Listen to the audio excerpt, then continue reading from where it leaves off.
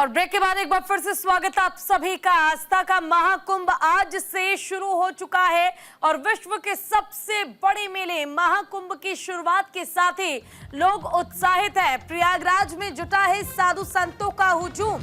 अब तक 80 लाख श्रद्धालुओं ने आस्था की डुबकी लगा ली है और देखिए ये आंकड़ा लगातार बढ़ रहा है और आगे बढ़ता ही रहेगा। 80 लाख से बढ़कर अब ये 1 करोड़ तक पहुंच चुका है। आप सोचिए 1 करोड़ श्रद्धालुओं ने आस्था की डुबकी लगा ली है। यानी आज शुरुआत हुई नहीं, आज का दिन ढला नहीं कि उससे पहले ही 1 करोड़ ऐसे श्रद्धालु हैं जिन्होंने आस्था की डुबकी लगा ली है। संगम नगरी प्रयागराज में 144 साल बाद खास मुहूर्त में महाकुंभ की शुरुआत हुई है। वहीं 500 साल बाद अयोध्या में रामलला के मंदिर में विराजमान होने के बाद ये महाकुंभ काफी खास माना जा रहा है। प्रयागराज में सुबह 5:03 से ही पूर्णिमा तिथि के साथ महाकुंभ शुरू हो चुका है।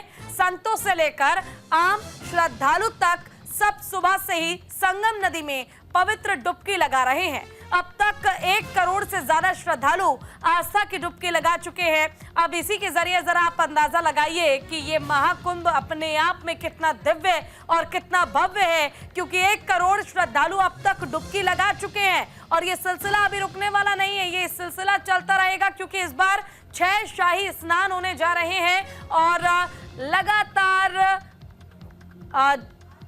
जो श्रद्धालु हैं वो अलग अलग जगह से यहाँ पर पहुंच रहे हैं। देश विदेश के श्रद्धालु जो है वो यहाँ पर पहुंच रहे हैं और 26 फरवरी तक ये महाकुंभ का मेला चलने वाला है। तमाम प्रबंध और तमाम व्यवस्थाओं के बीच श्रद्धालु पहुंच रहे हैं और आस्था की डुबकी लगा रहे हैं।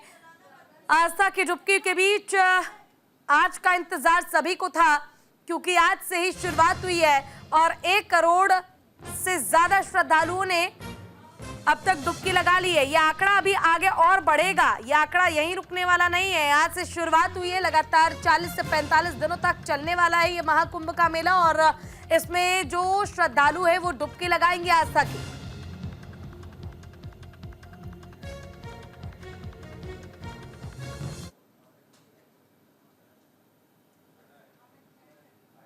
ये देखिए महाकुंभ की 6 तस्वीरें आपको दिखा रहे हैं।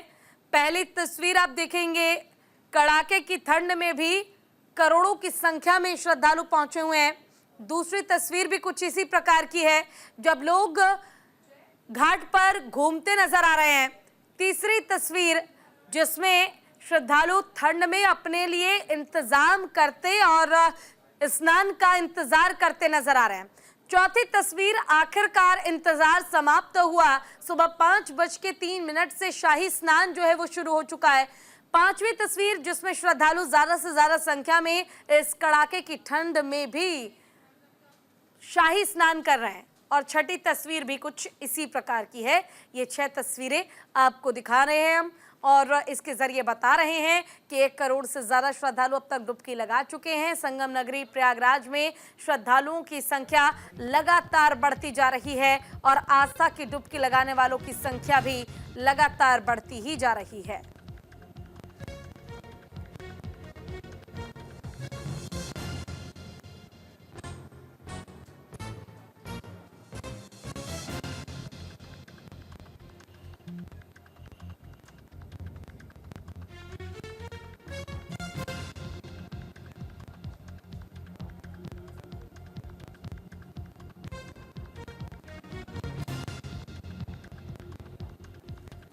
देखिए संगम नगरी प्रयागराज में 144 साल बाद महाकुंभ का आयोजन किया गया और ये महाकुंभ आपके लिए हमारे लिए पहली और आखिरी बार होने वाला है क्योंकि हर 144 साल बाद ही महाकुंभ के मेले का आयोजन होता है और अब अगला महाकुंभ का मेला 144 साल बाद ही दोबारा लग पाएगा और तब तक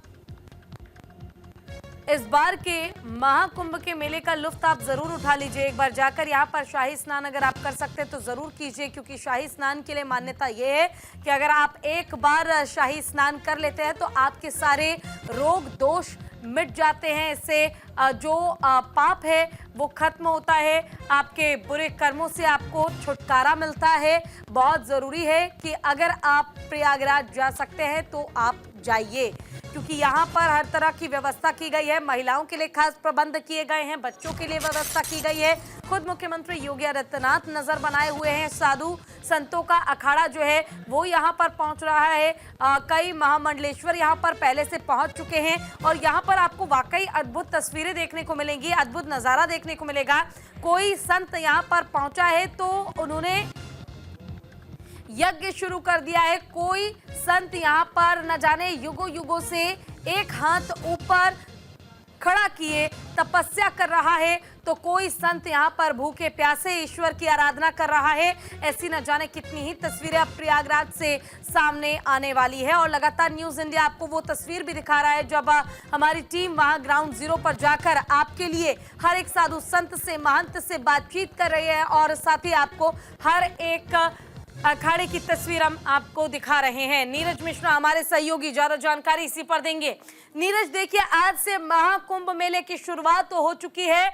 1 करोड़ से ज्यादा श्रद्धालु जो है वो अब तक डुबकी लगा चुके हैं। कहां आप मौजूद है, जरा नजारा दिखाइए, पॉसिबल हो तो लोगों से बातचीत भी कीजिए और आज का पहला दिन कितना खास है ये भी बताइए।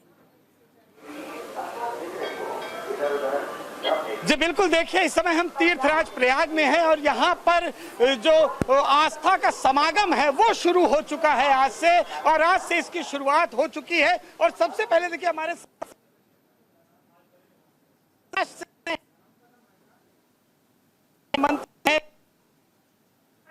का इंतजाम यहाँ पर आप सर देख रहे हैं, बहुत ही यहाँ पर आप सर देख रहे हैं, बहुत ही अच्छी व्यवस्था। यात्रा महाराष्ट्र के हजारों श्रद्धालुओं को मैं कर चुका हूँ और आज विशेष तौर पर मैं ये देखने आया हूँ कि मैं महाराष्ट्र के अपने घाटों पर के हजारों यात्रियों को इस कुंभ के स्नान में लेके आने की मेरी मंशा है। तो 29 का स्नान है, उसके बाद का स्नान उसके लिए, तो उनकी कहाँ पर व्यवस्था की जाए, उनका स्नान कैसे होगा, ये सारे यातायात के प्रबंध किस प्रकार के होंगे, उस सारी व्यवस्थाओं को देखने के लिए आया हूँ। यहाँ के मेरे परम मित्र है राकेश शुक्ला जी, वे हमेशा मेरी काशी की यात्रा में सहयोग करते हैं। जब भी संगम यात्रा आती है उन्हीं के नेतृत्व में यहाँ पर संगम में स्नान होता है। पर निश्चित तौर पर यहाँ के प्रशासन को और विशेष तौर पर यहाँ के बहुत अच्छे मुख्यमंत्री, उनको मैं धन्यवाद देना चाहूंगा। इतनी भीड़ है पर भीड़ के बावजूद भी ये महाकुंभ में कहीं पर भी ऐसा नहीं लग रहा है कि किसी प्रशासन की यहाँ पर कमी है। बहुत अच्छा यहाँ पे नियोजन रहा है। तो सर दोबारा कब आ रहे हैं अपने सब जो श्रद्धालु हैं महाराष्ट्र से? यहाँ देखिए मैं हजारों यात्रियों को यहाँ संगम तट पर लेकर के आया हूँ। इसके पूर्व जब नासिक में कुंभ था वहां पर भी मैं लगभग 75,000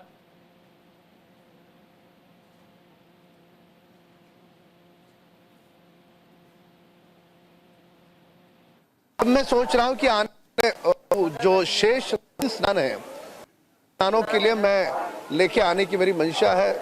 मैं लेके आऊंगा। पर कितने रहना यहाँ पर कल बहुत ही अच्छे इंतजाम है। अब ठीक है, अब इतनी भीड़ है, भीड़ में थोड़ी तो कमी होगी। जब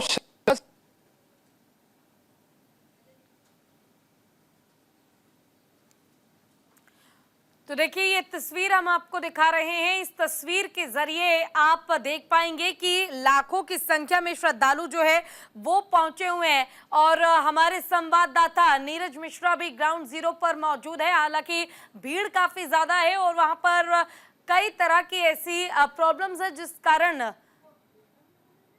जो टेक्निकल इशू है वो हो रहा है, लेकिन हम तस्वीरें लगातार आपको दिखाते रहेंगे। कुछ समय बाद एक बार फिर से कोशिश करेंगे नीरज से जुड़ने की, लेकिन फिलहाल आज का दिन बेहद खास, क्योंकि आज से ही महाकुंभ के मेले की शुरुआत हो चुकी है। शाही स्नान जो श्रद्धालु हैं वो कर रहे हैं और शाही स्नान करने के साथ ही जगह जगह पर लोगों के लिए प्रबंध किए गए हैं, व्यवस्थाएं की गई हैं, उन्हें किसी तरह की कोई परेशानी ना हो इसका भी इंतजाम किया गया है।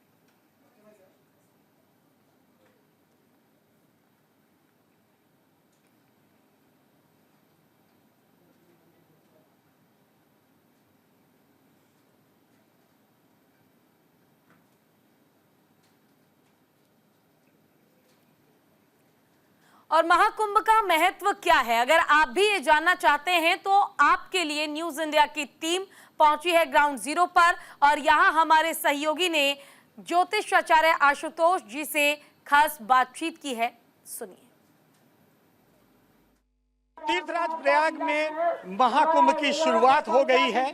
तमाम श्रद्धालु आज संगम में आस्था की डुबकियां लगा रहे हैं। सबसे बड़ा पर्व है ये भारत देश का, लेकिन इसकी क्या कुछ महत्ता है, क्या कुछ इसका आधार है, और उसके लिए जानने के लिए जरूरी है हमारे साथ आज ज्योतिषाचार्य आशुतोष जी महाराज हैं। सर, आज महाकुंभ का आगाज प्रयागराज की धरती, तीर्थराज की धरती से शुरू हुआ है। आज पहला स्नान है, आज सभी लोग आस्था की डुबकियां लगा रहे हैं। महाकुंभ में आज 144 वर्षों बाद ये योग पड़ा है। क्या कुछ इसका महत्व है, किस तरह से आज का दिन विशेष है? जी, आज का दिन विशेष है। यहाँ पर एक दैवीय ऊर्जा है, उसको समझने के लिए हम लोग फिजिक्स का फॉर्मूला समझ सकते हैं, E = mc², जो बताता है energy can neither be created not destroyed, केवल फॉर्म का ट्रांसफॉर्मेशन होता है। तो अगर किसी के जीवन में कष्ट है, दुख है, तो वो तीर्थराज प्रयाग में महाकुंभ प्रारंभ हो गया है, यहाँ पर आके स्नान कर रहा है, दान कर रहा है और अपनी कष्ट भरी एनर्जी को ट्रांसफॉर्म कर रहा है। तो जो संगम का क्षेत्र है, इस समय हम लोग जो जहाँ खड़े हैं वो त्रिवेणी संगम पे खड़े हैं। यहाँ गंगा, यमुना, सरस्वती, अदृश्य सरस्वती का मिलन हुआ है। तो ये अक्षय क्षेत्र है। Man himself is a tiny solar system. यद पिंडे तद ब्रह्मांडे, तद ब्रह्मांडे यद पिंडे। जो पिंड में है वो ब्रह्मांड में है, जो ब्रह्मांड में है वही मानव पिंड में है। तो जब एनर्जी का ट्रांसफॉर्मेशन होता है, उसके लिए हमको सबसे पहले पितरों की डुबकी लगाना है, 9 डुबकी लगाना है 9 ग्रहों के नाम से। और जो भी घर का सदस्य नहीं आया हो तीर्थराज प्रयाग में महाकुंभ में, अगर उसके नाम की भी डुबकी लगाएंगे तो ये सिंक्रोनाइजेशन टेक्नोलॉजी है। जैसे हमारा मोबाइल या डिवाइस सिंक्रोनाइजेशन होता है, जो हम लोग सिंक्रोनाइज करते हैं। जैसे मेरा टैबलेट घर पे रखा है, मोबाइल यहाँ है, मैंने आपका नंबर सेव किया, अगर इंटरनेट ऑन है, सिंक्रोनाइजेशन ऑन है, तो घर पे भी नंबर सेव हो जाएगा, मुझे अलग अलग 2 डिवाइस पे सेव करना नहीं पड़ेगा। इसी प्रकार से जब हम लोग यहाँ स्नान करेंगे तो हमारे तन मन का सिंक्रोनाइजेशन होता है और अच्छे स्वास्थ्य के लिए, सफलता के लिए सिंक्रोनाइजेशन होना बहुत जरूरी होता है। महाराज जी, एक चीज और है कि युवा इस बार बहुत ज्यादा जो है आकर्षित हो रहे हैं, आ रहे हैं, आस्था की डुबकियां लगा रहे हैं। युवाओं का बड़ा धर्म के प्रति रुझान इस बीच काफी देखने को मिल रहा है, क्योंकि धर्म मार्गदर्शन करता है। इससे व्यक्ति का फोकस और कंसंट्रेशन बढ़ता है।